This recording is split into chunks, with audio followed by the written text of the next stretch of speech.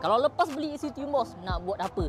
Sini aku ajar. Terus macam biasalah, pasang ECU korang, cocok je soket. Kedua, download apps Tumbos. Kalau CDI lah. Kalau ECU lah.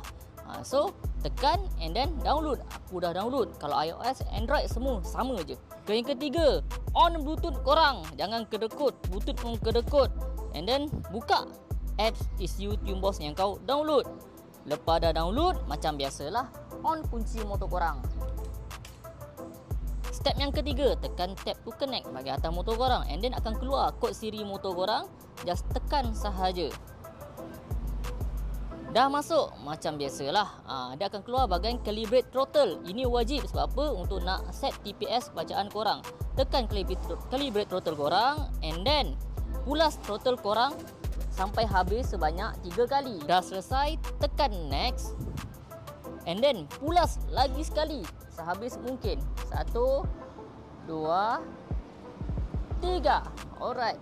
Okay, pulas habis and then tekan next. Okay, finish. So, itu cara. Cara yang lepas korang dah calibrate, pergi ke bahagian register. And then korang boleh isi korang punya detail korang lah untuk proses tukar password dan nama dan sebagainya. Untuk nak tukar hak milik ECU ni jadi hak milik korang. So, itu saja. Lepas selesai, korang boleh hidupkan motor korang macam biasa. So, tekan start and then hidupkan.